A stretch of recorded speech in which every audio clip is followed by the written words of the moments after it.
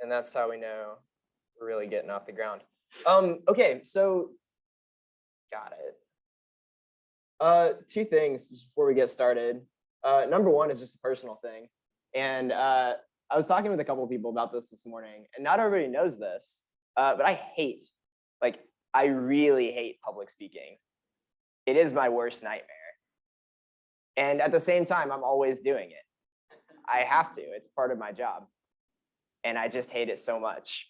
But what I really love is I love being a part of the kind of thing that we're doing here. Like, I think it's been really sweet to see over the last couple of weeks that the series on Ecclesiastes really is just hitting a nerve for some people. I think we've seen that in the group me, but also just in conversations that we've had. Like, for whatever reason, like this is really touching on some felt needs that we have. So I think it's a huge privilege, and I just want to say it's awesome to be getting this thing started with you guys. I know it was supposed to wait until later in the teaching and come out. That was supposed to be at the 35-minute mark, but that's okay. That's how I feel. Anyway, so we're just gonna recap just for a second, just the kind of premise and purpose of Ecclesiastes, like what's going on in this book.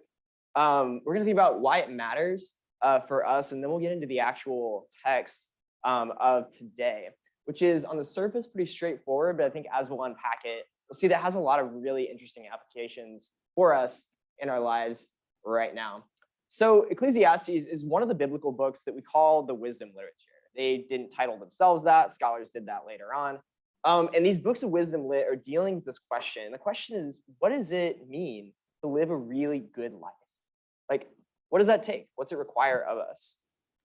And part of figuring out how to live a good life, and the books kind of they give us this point and they answer this question sort of in different ways, but what they can all agree on is that part of living a good life is cultivating wisdom. And wisdom in the biblical sense, kind of like Jason talked a little bit about last week, and I'm going to unpack a little bit right now. Wisdom in the biblical sense is maybe a little bit different than we would typically think about wisdom as an idea. It's not so much just a heady concept as a deep understanding of the way that things are that's applicable to real life. So according to Kathleen O'Connor, who's a scholar on the wisdom literature, hakam, the Hebrew adjective meaning wise, referred to persons possessing a variety of forms of knowledge. So in addition to knowing specific skills, the wise were those with detailed information regarding the physical world, or they were the creators and transmitters of proverbs and wise sayings. Like, there isn't as much of a distinction in biblical wisdom between like people who might be skilled in their fields and people who know how to say stuff that sounds really smart. Like, it's all kind of meshed together. So in its deepest sense, of course, though, the wise referred to those who had a profound understanding of human existence in every dimension, and especially human relationship with God. Hence, wisdom involved knowledge, often intuitively or experientially gained, which can be transmitted to the next generation. And so the way that I like to say it is that to be wise is to understand how stuff actually works. Not how we think it works, not how it looks on the surface like it should work, but to be wise is to understand how stuff actually works. So growing in wisdom includes growing in understanding about how the world around us actually works. And that's what the book of Ecclesiastes is all about. That's what Stu, I think, introduced us to and Jason built on last week.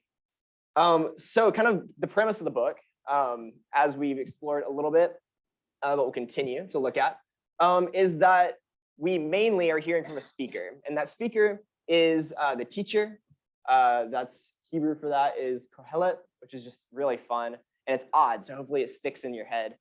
That's who we're hearing from. We're hearing from the teacher in the book of Ecclesiastes. He identifies himself as son of David, king in Jerusalem. Many interpreters then read Solomon, King David's son, as the teacher. And the teacher has this point. He has this point that he's trying to get across through this book. And this point's expressed in kind of his motto or his catchphrase. And he repeats it all throughout the book, at the beginning, at the end. It's there throughout. And that motto is vanity of vanities, all is vanity. And that's not how he normally talks, so we need to unpack that. So vanity, as we heard a couple weeks ago, vanity is this Hebrew word hevel. It literally means smoke or vapor. And in this context, this image of smoke or vapor, hevel, is like a picture to describe what life is like. So in addition to like this literal picture of like smoke or vapor, something that looks solid, but is really difficult, actually impossible to grab onto, It has a lot of connotations. It has these connotations, it kind of has a sense of absurdity, of frustration, of futility, of nonsense, of emptiness. In Ecclesiastes, this word is used to emphasize the fleeting and paradoxical nature of life under the sun.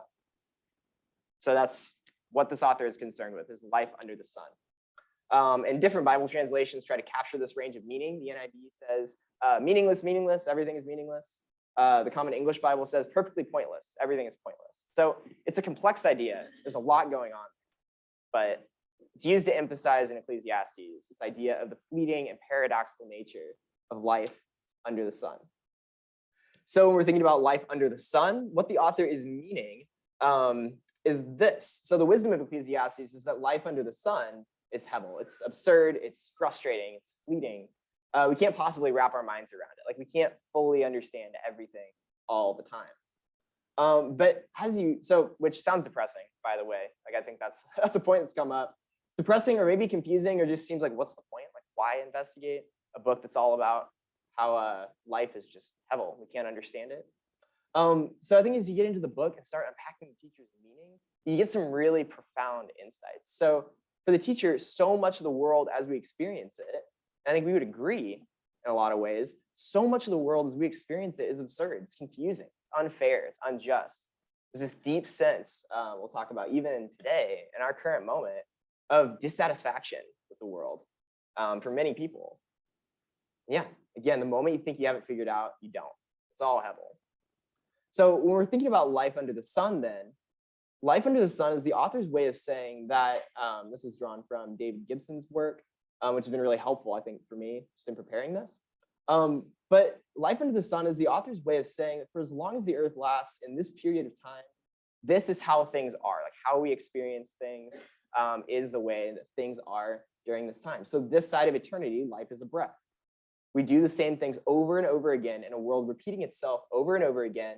Then we die, only to be followed by our children who will do the same things in the same way and then meet the same end. So the teacher is challenging us. The purpose of the book is that the teacher challenges us to take a good, hard look at what life under the sun is really like and to act accordingly. So Zach S1 says that in Ecclesiastes, God intends you to know him by requiring you to look plainly and without polish at yourself, at your neighbors, and the world in which you and I live. And so for S1, it's a meditation on what it means to be alive in a world that God made and called good, yet which has also gone so very wrong, often in catastrophic ways. So Ecclesiastes shows us that life under the sun is full of paradoxes, harder to try, we can't totally figure it out. It's fleeting, we all have to live in light of our own end. And yeah, happy Sunday morning with that. But this is really key, and we're gonna look at this later on. On the bright side, Ecclesiastes points us to the hope that the biblical story as a whole leads us toward, that life under the sun actually is not all that there is. So hold on to that little tiny ray of sunshine, because we're going to come back to it near the end. But while we're here under the sun, we have to work on understanding what life under the sun is like so that we can map our way through it. So without insight into the nature of life under the sun, we might take unnecessary detours or get bogged down in stuff that ultimately doesn't matter. Or ultimately doesn't yield any results. So, like, for example, someone might ask, if life is so fleeting, like, why not do the bare minimum at work and live for the weekend? Like, you can do that. Or, on the other hand, if life is so fleeting, why not put everything you got into achieving something? Like, get your name on a brick outside something, right? Because we all look at those and we all care, like, a lot, right? So yeah, so like if life is so fleeting, why not live for the weekend? If life is so fleeting, why not put everything you got into achieving something, making a name for ourselves, so our life is going to have some value. And the danger for us is that without understanding, without the wisdom the book is trying to communicate to us, we can end up pouring our lives into things that don't ultimately matter. We can pour our lives into the pursuit of pleasure that doesn't yield any real result. We can pour our lives into the pursuit of accomplishment that who knows which way our work is going to go. It's a huge, big thing we're going to see in what the author has to say. So in fact, in our conversation today, we're largely going to be answering this question. What lasting value is there in enjoying our lives? Is there any lasting value in our accomplishments? It's really interesting because Jesus actually picks up on a similar train of thought as he's speaking to his disciples in the book of Matthew. So he warns his hearers. He says, don't store up for yourself treasures on earth where moths and vermin destroy, where thieves break in and steal, but store up for yourselves treasures in heaven where moths and vermin don't destroy and where thieves don't break in and steal. Where your treasure is, there your heart will be also.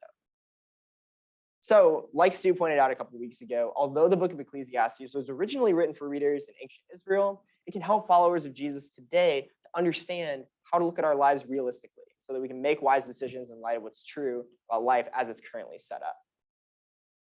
So yeah, it can sound like a real bummer, but the point of Ecclesiastes is to help us develop this wisdom that we were talking about, this deep understanding of the way things are. Because if we don't see the world as it is, we're going to make decisions that don't match up with reality. So what's worth doing? What's worth pursuing? Pleasure and enjoyment? Achievement? What's worth pouring our lives into? These are the questions the teacher is trying to find answers to, as we'll see. But before we actually get into the teacher's insights about the value or lack of value for pleasure and achievement, I think it's important to take a minute and consider this. Like, we're reading this old book. We don't even know exactly how old. People disagree about when this book was written. So we need to ask the question, is the teacher's investigation still relevant for us? Like, does it still matter for us today? I was claiming that it does, but you have to kind of make up your own mind. Does it really matter for us right now? So we're going to take a short detour. We're going to talk about a guy named Charles Taylor, his 900-page book, and why many of us are so angsty in the richest nation the world has ever known, where we should have everything that's going to make us happy. So according to James K.A. Smith, he wrote this book called How Not to Be Secular. And this book is basically a book that's this big to sum up a book that's this big. He's summing up a book by Charles Taylor called A Secular Age. And what Charles Taylor is trying to answer in this gigantic book is this question. He's trying to answer, why is it virtually impossible not to believe in God, say in 1500 in our Western society, while in 2000 AD, many of us find this not only easy, but often inescapable. So A Secular Age is Taylor's attempt to map how we ended up in a world where unbelief in any kind of higher power is the default option among many, many different options for making meaning and finding significance in life.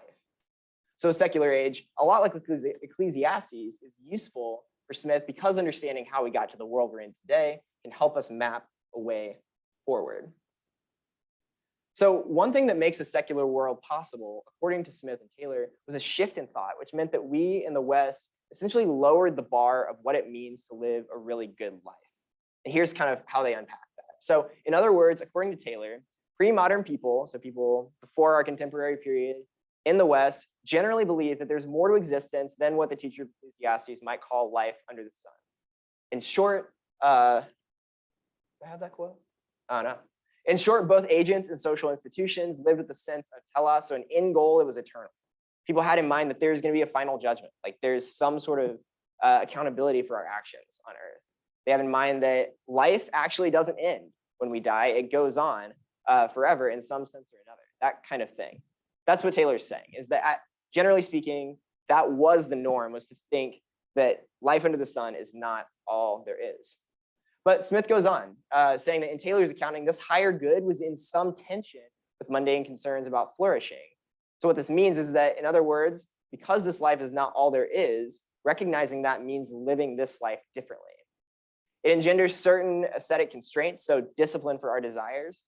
For example, we can't just eat, drink, and be merry, because while tomorrow we might die, that's not the end. And after that comes judgment.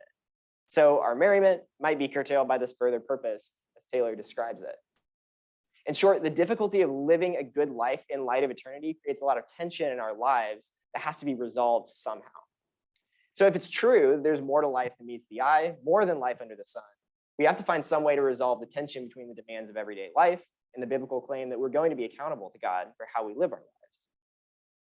And at the end of the book of Ecclesiastes, the author is saying something very similar. He says, this is the end of the matter. Everything's been heard. Like after the teacher says everything he has to say, this is the end of the matter.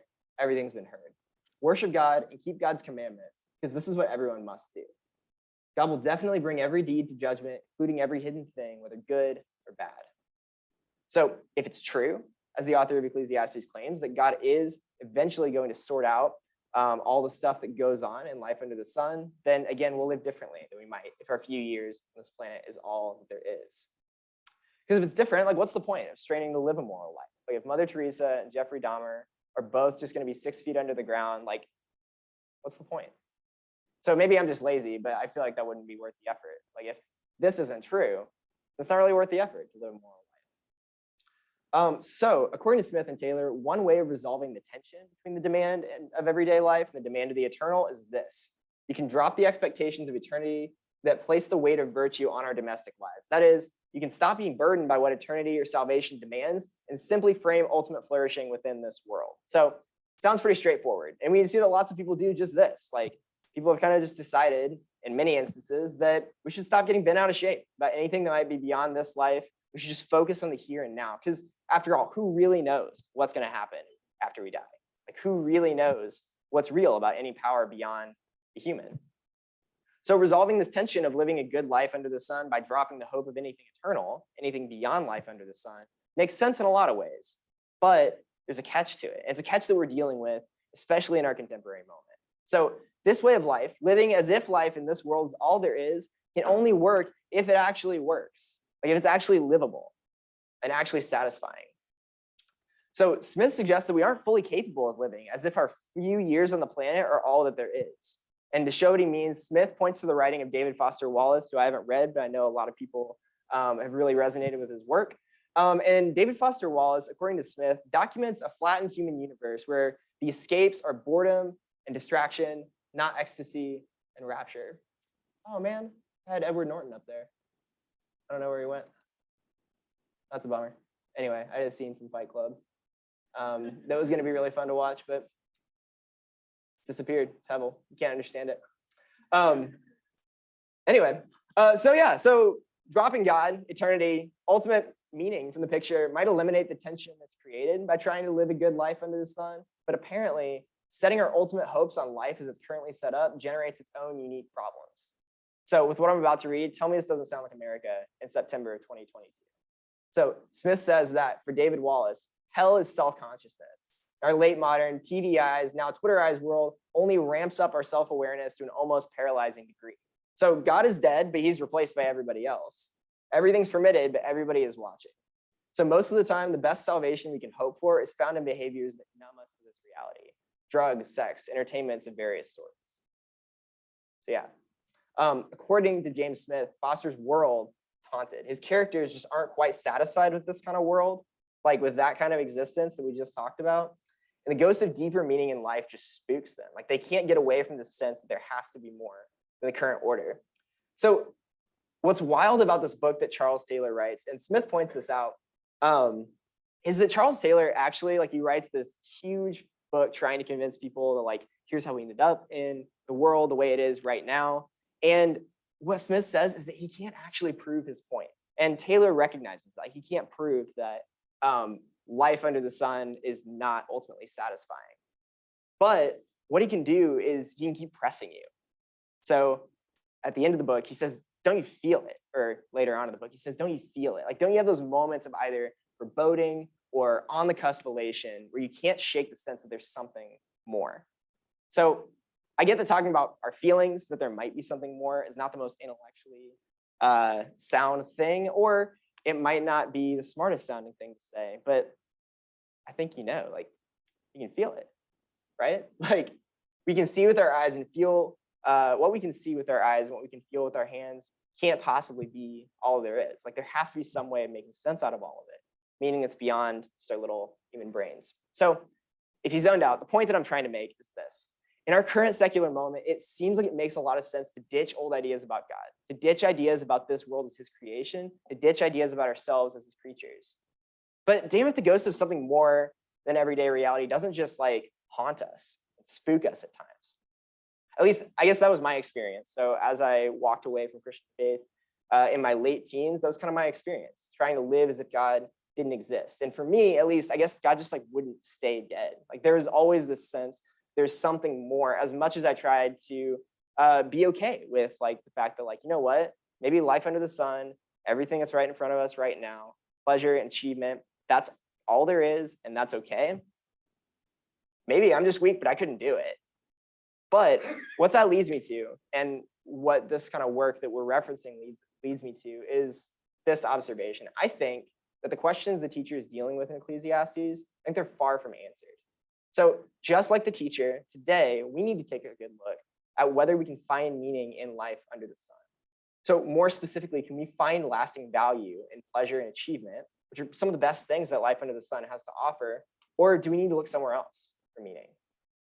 So again, I think the teacher's search for significance is hardly over, and I think Ecclesiastes is just begging for us to join in.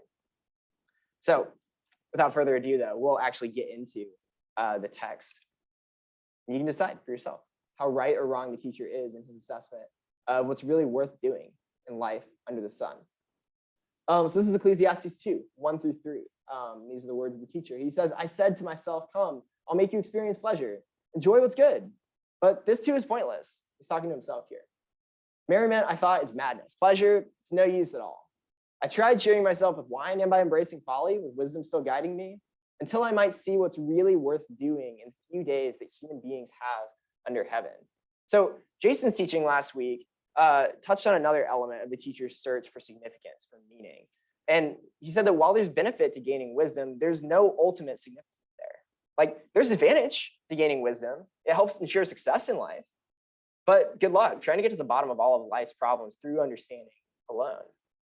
And even if you could understand all of life's mysteries through wisdom, as the author is going to go on to say, you're subject to time and chance and random, absurd, stupid stuff. It's going to happen to you just like it happens to everybody else at some point or another. So wisdom, while it's good and advantageous in some ways, it can't ultimately satisfy us. That's what the teacher tries to communicate. So as I was reading this, I was like, that's really good work, selling your wisdom book by telling us about how wisdom is ultimately pointless.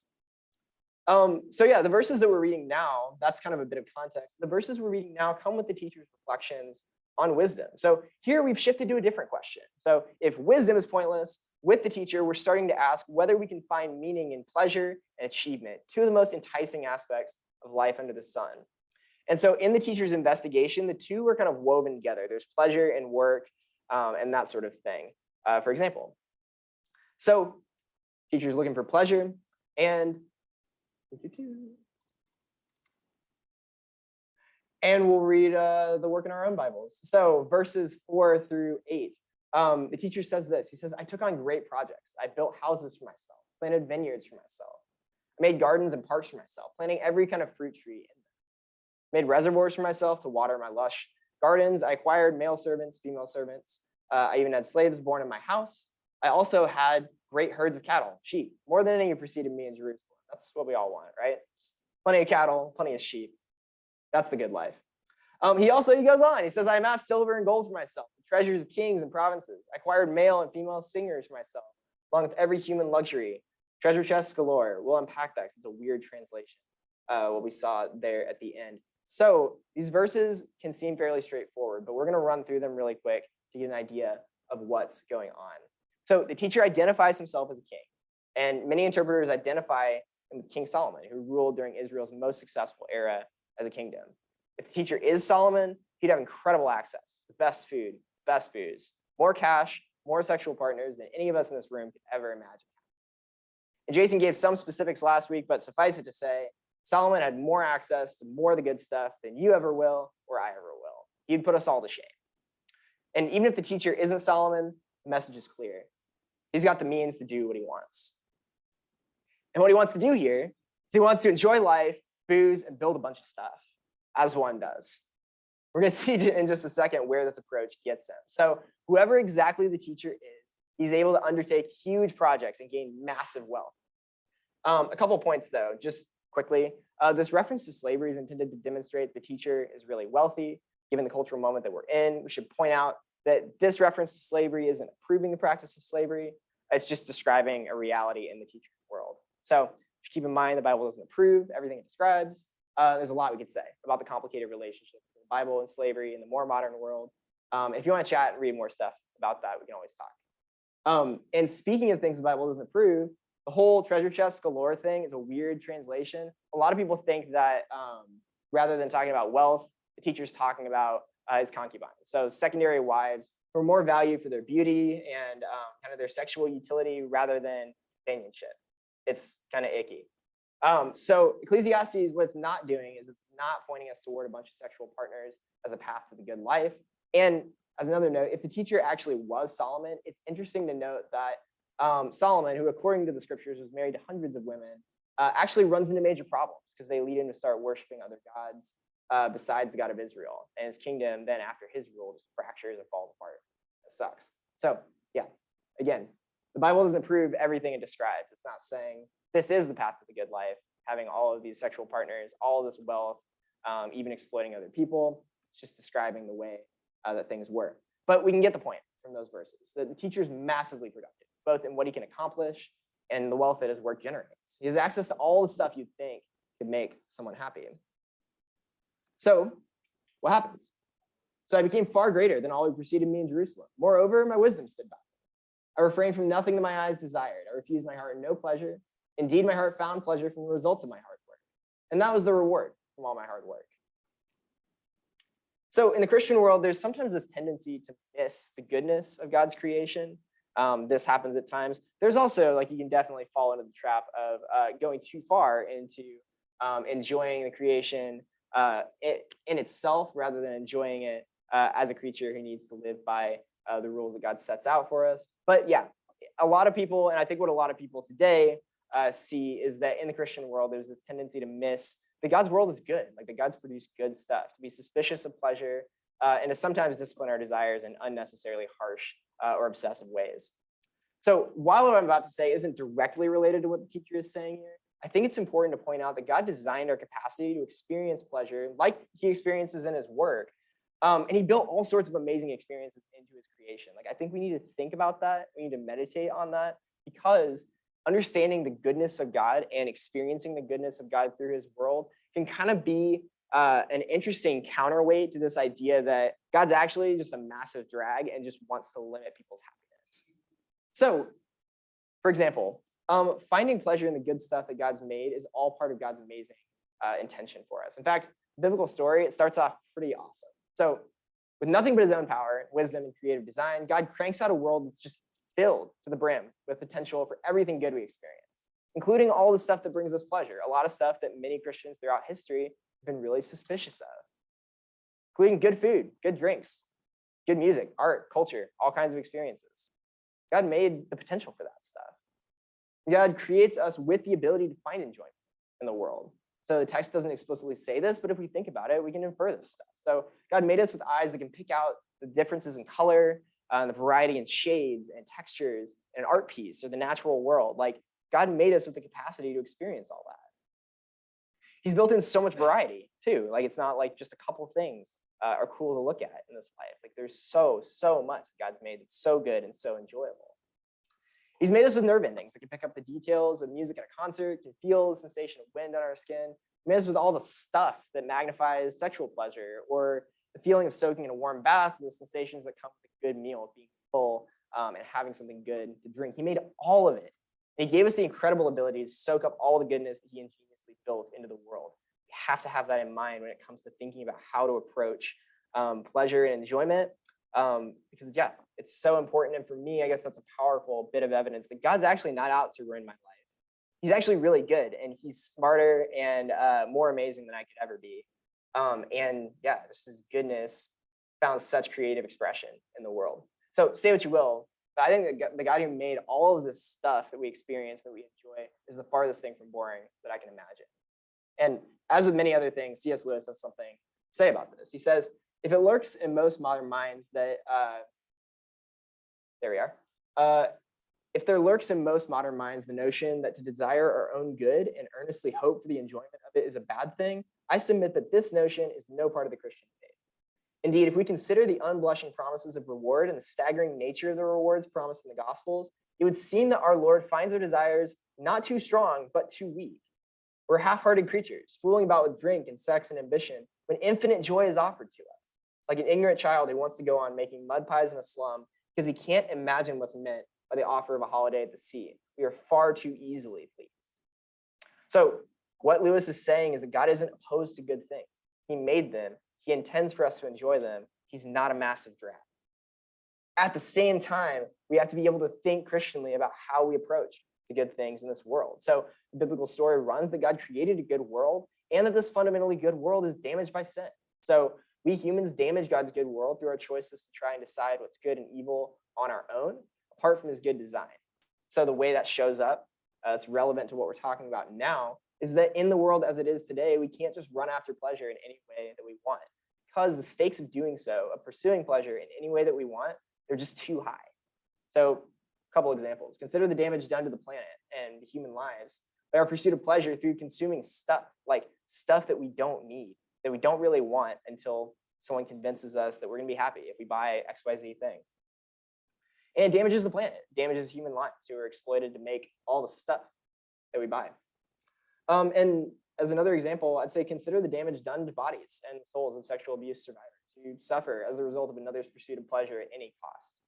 So in order to experience the goodness of God's world without harm to others, we need God's commands to help us understand what's good, what's evil, especially in the pursuit of pleasure.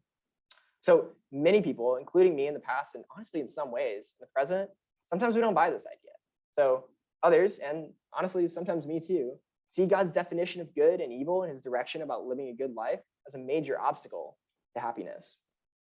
So there's a picture that's given to us by a guy named G.K. Chesterton. And I think this is a really cool picture when thinking about how can we enjoy life, like really enjoy it, and do so in a way that doesn't bring harm to ourselves and to others. And how does Christianity help us do that? So G.K. Chesterton is responding to the idea that human morality darkens and embitters the world, in his words. So in other words, he's arguing against the idea that living in line with Christian moral truth is going to turn out to be a massive killjoy. And he says this, he says, he's Catholic, by the way, so that's why he's talking about Catholic doctrine. He says Catholic doctrine and discipline may be walls, but they are the walls of a playground. So here's a picture. We might fancy some children playing on the flat, grassy top of some tall island in the sea. So long as there was a wall around the cliff's edge, they could fling themselves into every frantic game and make the place the noisiest of nurseries. But the walls were knocked down, leaving the naked peril of the precipice. They did not fall over. When their friends returned to them, they were all huddled in terror at the center of the island, and their song had ceased. So this is part of what the author of Ecclesiastes says is a good life. He concludes that the best, after everything he investigates, he concludes the best thing that we can do is to fear the Lord, to live in reverent relationship with God, and to obey his commandments. So in other words, we should recognize that the God who made the world understands how it ought to work. And that given it's his world in the first place, he can tell us how to approach the things that he's built into it. So we need a healthy recognition of the fact that God made good things and that he intends for us to enjoy them. And equally so, we need to understand that he has the authority, again, given that it's his world, to tell us how these things ought to be enjoyed. He understands how it all actually works. And then whenever he gives us a command, he gives it for our benefit. So yeah, so there's a really like C.S. Lewis with the one-liners, I think is just really great. So C.S. Lewis, what he says is that Christianity leaves you free both to enjoy your breakfast and to mortify your inordinate appetites. It's cool. It's a cool solution to a lot of paradoxes in life. So yeah, anyway, more from the teacher. 2:11. So when I surveyed all that my hands had done and what I had worked so hard to achieve, I realized that it was pointless, chasing after the wind. Nothing is to be gained under the sun. So he goes on. So I hated life because the work that's done under the sun was grievous to me. All of it's meaningless. It's chasing after the wind. I hated all the things I toiled for under the sun because I must leave them to the one who can't speak. I must leave them to the one who comes after me. And who knows whether that person will be wise or foolish. Yet they will have control over the fruit of my toil, which I poured my effort and my skill under the sun. This too is meaningless. So my heart began to despair over all my toilsome labor under the sun. For a person might labor with wisdom, knowledge, and skill, and then they have to leave all they own to another who has not toiled for it. This is meaningless. It's a great misfortune.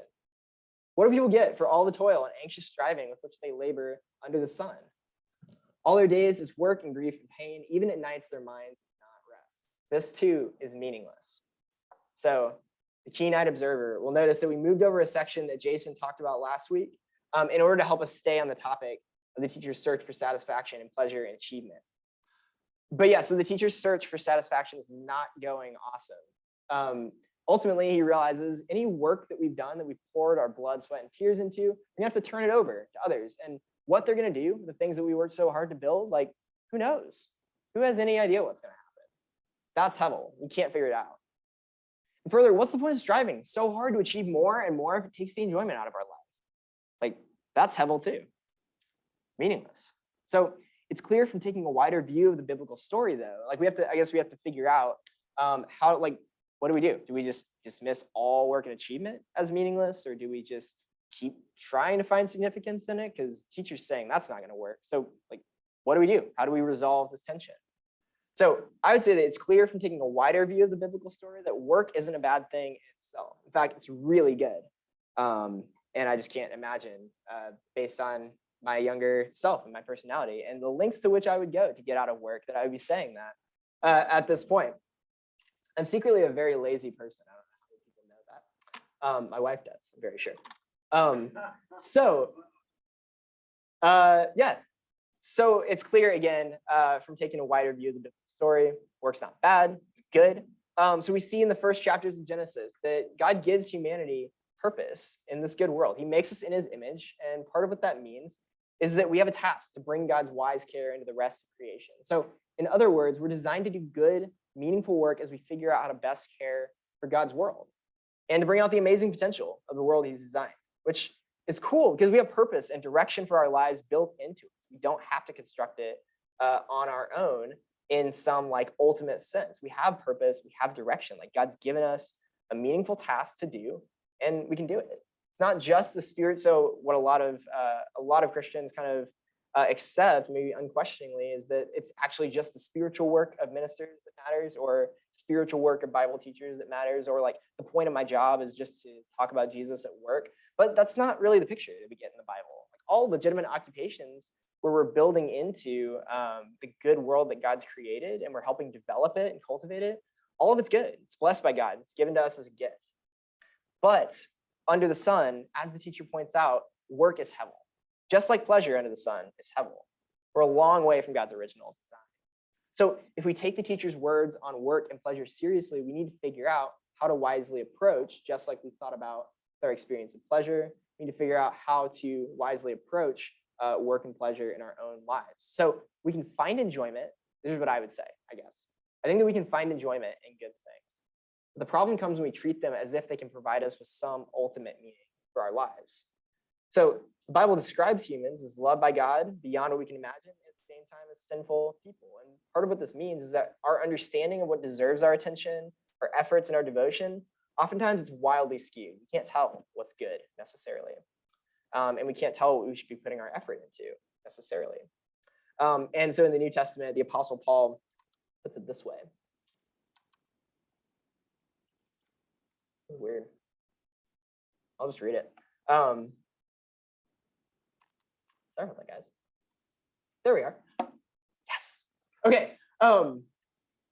Yeah, so Paul puts it this way. Paul says they traded God's truth for a lie, and they worshiped and served the creation instead of the creator, who's blessed forever. Amen. So what he means by that is, for Paul, instead of giving ourselves over to worship the one who made everything, we give ourselves over to worship created things rather than God. And he kind of expands on this thought in the letter to the Romans, and he says that this leads to all kinds of chaos. The fallout is self-deception, disordered desires, and disordered priorities. And the result then is damage to ourselves, to one another, and to the world that God's made. So the bottom line is that trying to find ultimate meaning and significance in work or pleasure under the sun is a recipe for disaster, like the teacher's pointing out to us. But is there a bright side? I think that's kind of the turn. After all of this hevel and meaninglessness and pointlessness and what use is it, we got to find the bright side in this. So where is it? Like, the teacher has to give us something positive. And I think that he does. He's introducing kind of a paradox here, which we'll unpack in a second. So teacher says that after all of that, after saying how meaningless work and his experiences of pleasure are, he says this. He says there's nothing better for human beings than to eat, drink, and experience pleasure in their hard work. I also saw that this is from God's hand. Who can eat and find enjoyment otherwise? So this is a phrase that the author is going to repeat throughout the book. And so it's something that carries a lot of meaning. And it gives us some insight into what he's really trying to help us understand. And the insight that it gives us through a paradox. So according to Kathleen O'Connor, the teacher's drawing two contradictory pictures of life. So in one picture, human existence is bleak, it's dismal, it's empty. In the other, life is beautiful, it's simple, it's filled with causes for joy and delight. It's a paradox. We have to figure out how to reconcile these two things because they're right next to each other in the book. So O'Connor goes on, she says, interpretations of the book have often stressed its negative vision while dismissing its positive affirmations. Like, we stress the negative things that Ecclesiastes has to say, oftentimes we miss out on the positive things that it has to say. And according to O'Connell, this certainly reduces the contradictions in the book, but it also completely distorts its meaning. But left intact, the contradictions produce a paradox in which the author only appears to affirm contradictory realities. The purpose of the paradox is not to bring our thinking to an impasse. Rather, paradox functions to engage the imagination by forcing it to press past the contradictions into the world of mystery. And so to sort of condense all of that, what that means is that we have to imaginatively figure out how to reconcile this apparent meaninglessness of pleasure and work, figure out how this can sit alongside what the author's talking about here, of the fact that work and experiences of pleasure don't provide ultimate meaning. And at the same time, like, God gives us a gift. He gives us things to eat, to drink, to enjoy. And those are there for us to receive. So as we read these verses as we read these verses about enjoying God's gifts alongside the teacher's insights about the meaninglessness of work and pleasure, the teacher forces us to use our imaginations to reconcile these things.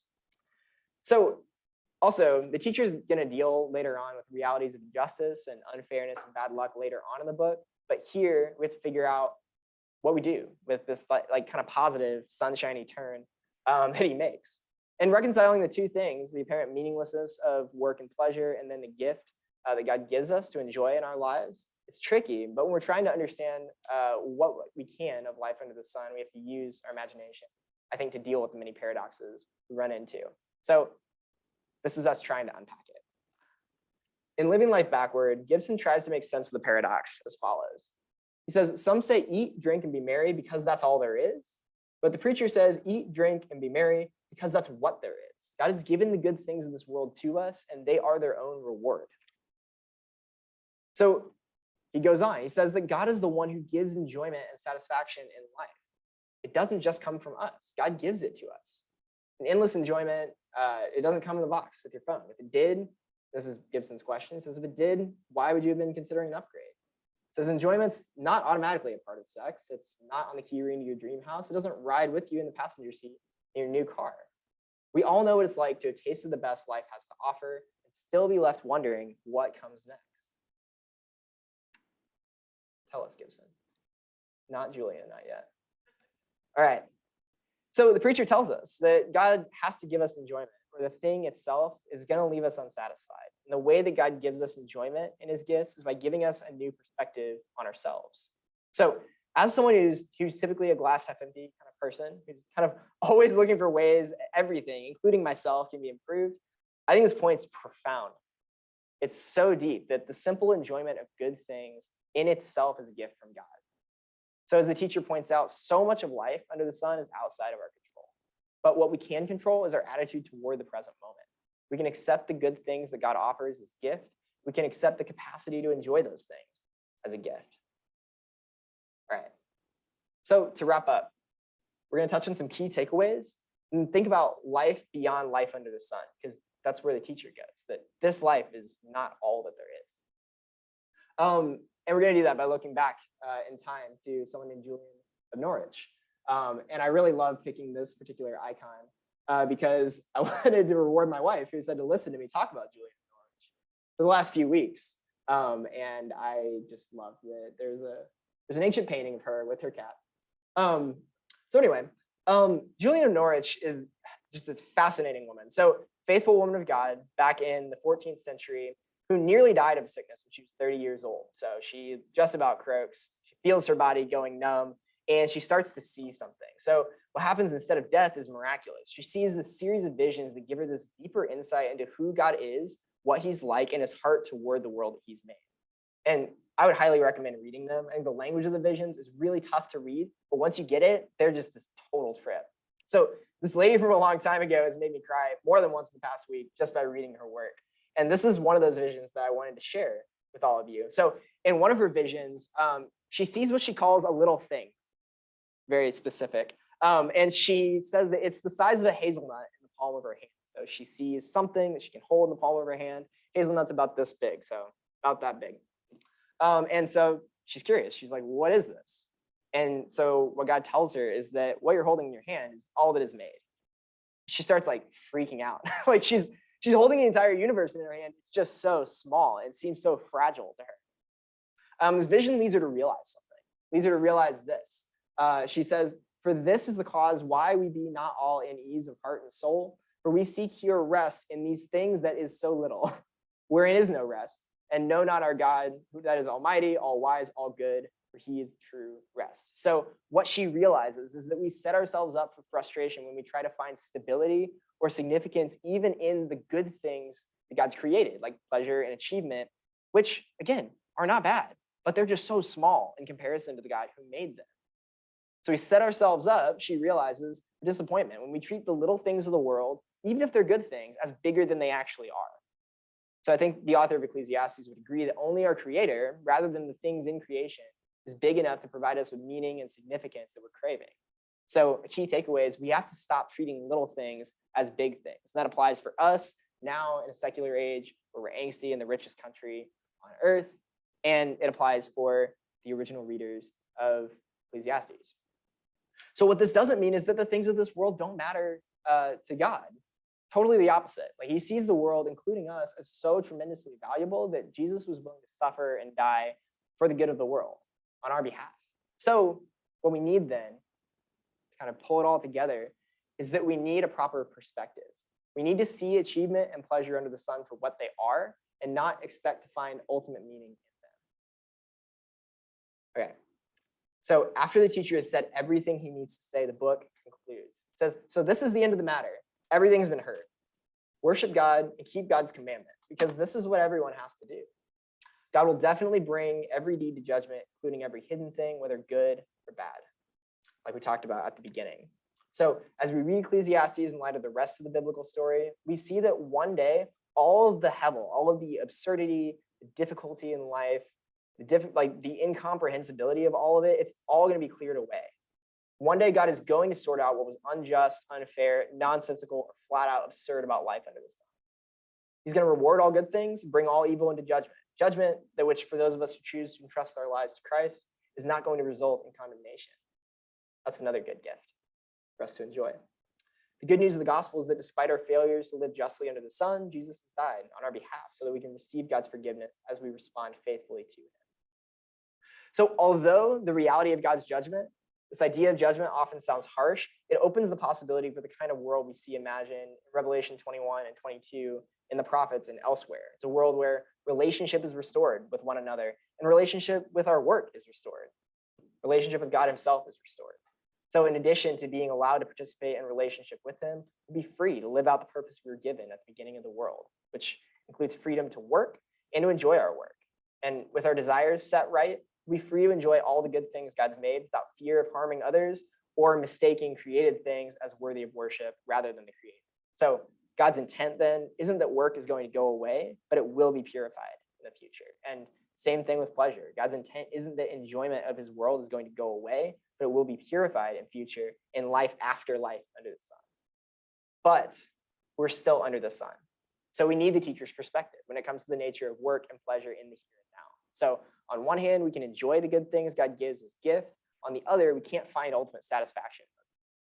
And we set ourselves up for frustration if we try to find lasting value in pleasures or achievements. So here under the sun, we aren't going to find lasting value in pleasure or achievement, but we can find lasting value and significance in the one who made these and every good thing. And that's what I got. Homer's hiding somewhere in the slides, but we can't get to him now. But what that means is we'll open up the floor for questions, comments, things we want to talk about.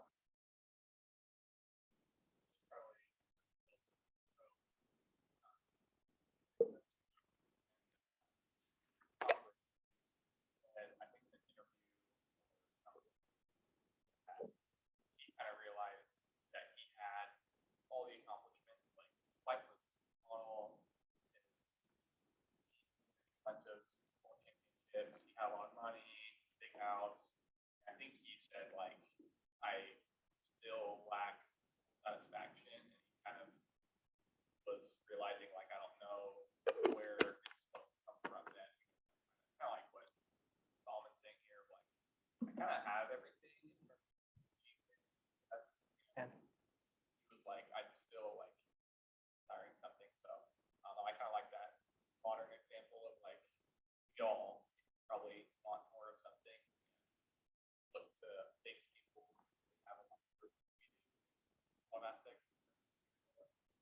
was like, yeah, it's not really that satisfying. Yeah. Yeah, and he just punches a hole in this idea that having more is going to fix us. Like having more of whatever, having more of experiences, having more that you can accomplish, like it's not gonna work. Just tried it. Yeah, it's really cool. This morning, Maggie and I, excuse me, went to a football game, and there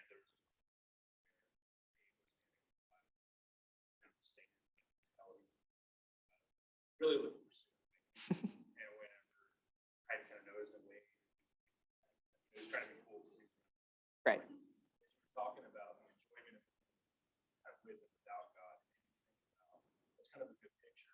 He might enjoy football. What makes that really fun is that his parents are involved, that they are present for the quarterback in a similar sense. When we try to enjoy the things that God has made without God, yeah, they're fun. I love the song that says, like, no, I had fun with the parties I threw and stuff I did. Like, he acknowledges it was a good time. And that was my reward. I had a good time, and here I am now. Versus when we enjoy the things that ended that, it's like a fuller pleasure. Yeah. And so those things are able to be in their proper place in light of the point. Gives us some purpose. So I like that. Yeah, totally. I mean, I think it's interesting because Ecclesiastes is a book that's so much about experience. And I think what's really cool is we can check so much of what's said against our own experience. Like, give it a shot if you don't believe it. Like, tell me that you're really actually finding lasting value and satisfaction from your work. Or like, tell me that like you really actually found meaning in like how blasted you got at one time. Like, it might have been awesome. Like, it might have been super fun, but like, did it really like give you lasting value and significance? That's kind of what I was getting at with like the heady stuff at the beginning is like, man, we're really trying life under the sun and life without God, and it seems to not be working out super well. But check it with your own experience, I guess. Yeah.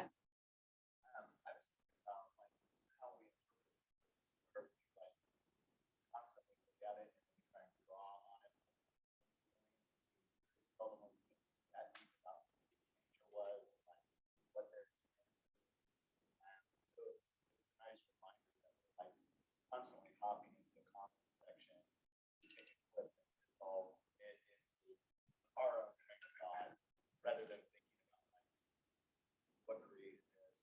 So it's nice to step back and think deeper about these gifts, but also that what boundaries God put on it, what rules. Yeah. Yeah, that explanation just makes so much sense to me that like I guess I just saw God as like making up unfair rules as I was growing up. And it just made so much sense to realize like he can say how things are supposed to work. Like he made it. But yeah, and also made it good. So yeah, what's up?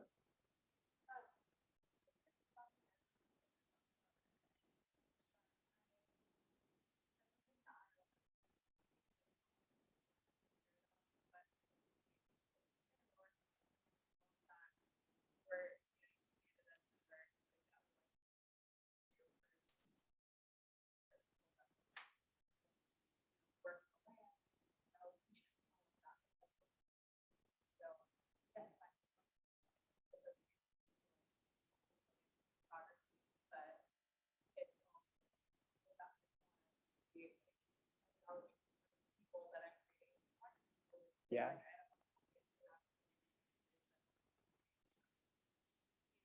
Yeah.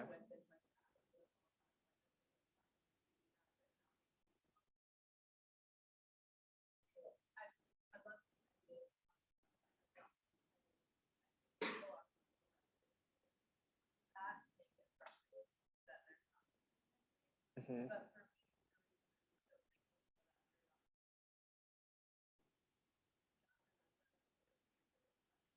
Yeah.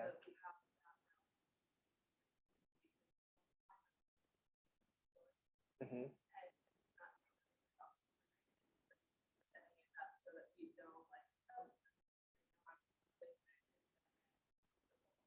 Yeah.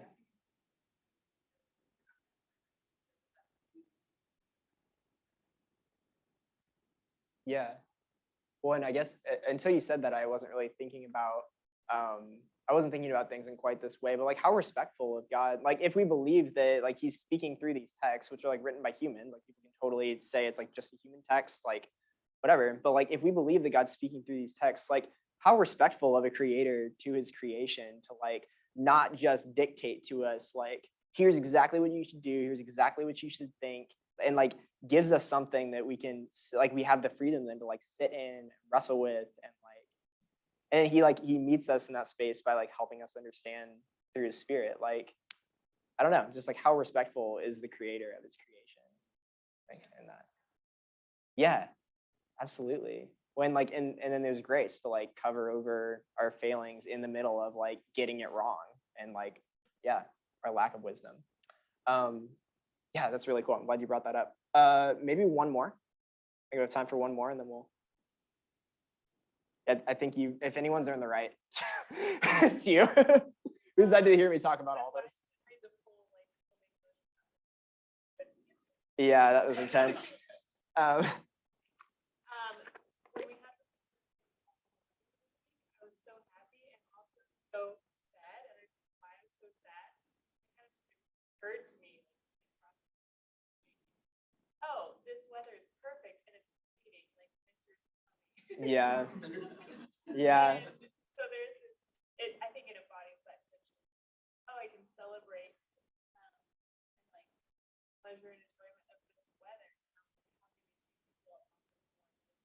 It's not lasting, but it's gonna come back around. yeah. Well, yeah, and then yeah, just a couple of things. Again, like I think just kind of like I was saying during the teaching, like in response to that, like it's just such an amazing testament to me of like God's goodness that he made good things. Like he made the weather that we can enjoy, and like that's cool. And then at the same time, like it sucks because it's fleeting. Like that's hell. Like that's not fun. And then at the same time, like there's life after life under the sun. Like there, if this is true, like all the stuff about Ecclesiastes is like really difficult and like tough and painful to wrestle through. It's like the reality that's pointing us toward is that like, okay, life under the sun is not going to last forever, but the creator can sustain life after life under the sun. Like that's cool. I think that's worth living in the tension that we have to live in and trying to live a good life under the sun. But anyway, yeah, let's have a couple people pray, and then I'll wrap and stop talking.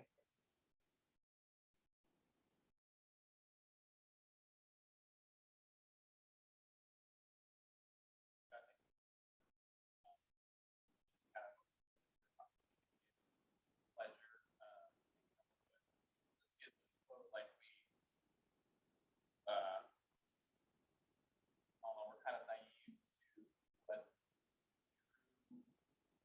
joy is when we don't experience you, when we're just experiencing things that are fleeting.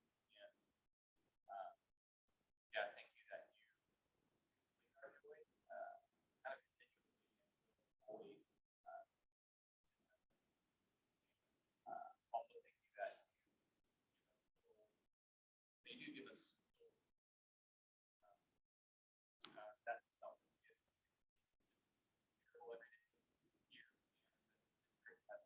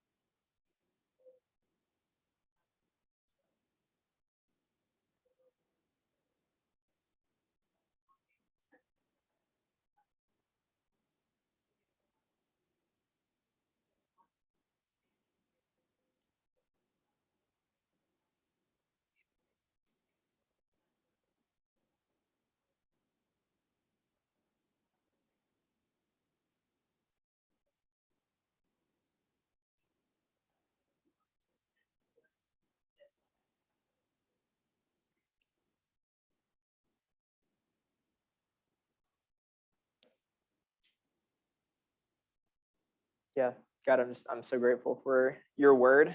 Grateful for the wisdom that you made sure would be communicated through your word, and I'm grateful for ways that you've given us of making sense out of just paradoxes that we find in our world. And at the same time, I think it's just so cool that, kind of like Tiffany brought up, you do it in a way that's so respectful of us as your creatures. And yeah, I am grateful for your commitment to your creation, and that your promise that life under the sun is not all there is.